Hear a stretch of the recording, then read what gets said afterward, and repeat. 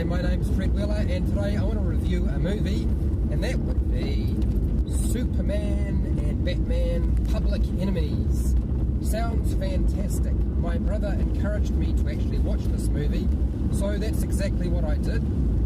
It didn't disappoint me, but I will point out there are a few things with this movie that don't make sense or could have been better. So first of all, this story pretty much makes Superman and Batman the villains. They are public enemies. They are outlaws. I think they're going for a Butch Cassidy and the Sundance Kid sort of feel. So it starts out, this particular movie, using real-world economic crisis and public opinion and just a political turmoil that the world is already going through. They actually incorporate it into this particular story, which I think is fantastic. They even have elements of the craziness of the American elections of 2016. Now, I'm not saying that I don't like Trump, but it was pretty crazy, and it's actually sort of tied in like it's part of the story. Now, that's where it starts to unfold. After that, things don't make sense. Doesn't seem logical. It doesn't follow. The jumps in terms of how the story flow don't make sense.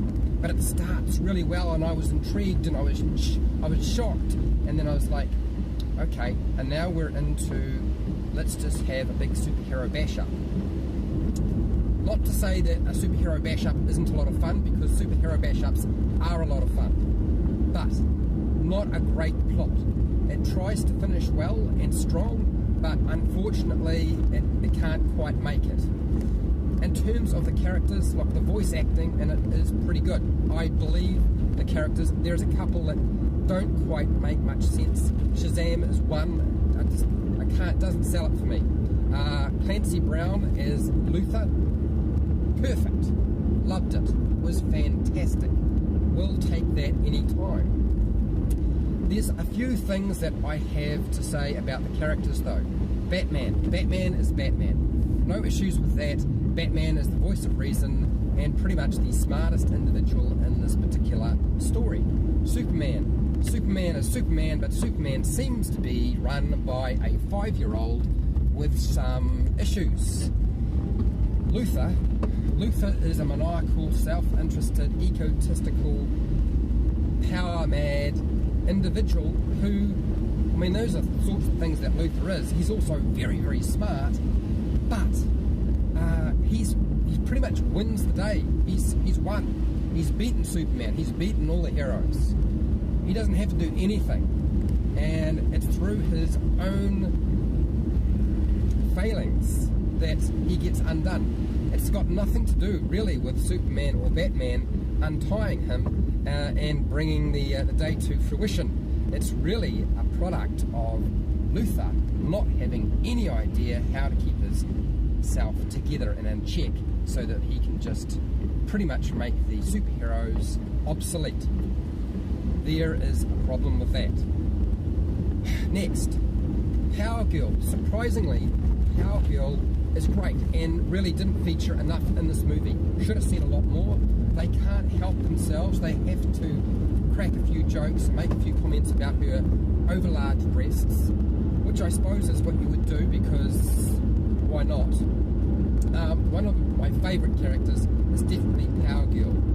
She gets more character development than Superman and Batman. Lex Luthor gets lots of character development, but it's kind of crazy Luthor. I'm not sure that you're necessarily going to like it. Just watch the movie and you'll get the idea. In terms of the script and the dialogue is pretty mainstream. It didn't really throw out anything that was super surprising to me. In terms of an animated movie, which it is, the scenes are fine, the animation's all right, it's passable. They do some lighting effects in it. You do get special effects. I mean, if there's any such thing as special effects in an animated movie, you do get some of that, because there's explosions and energy beams and wreckage, and they don't well, to be fair, in terms of wreckage, they don't destroy an entire city, which I suppose is a good thing. Anyway, so that's the basics in terms of all of that. The music, when the music started, the theme, the sound, but the music in particular really sold me. I was like, oh man, I'm in for something really awesome. And certainly that's my most favourite part of this movie, is definitely the music.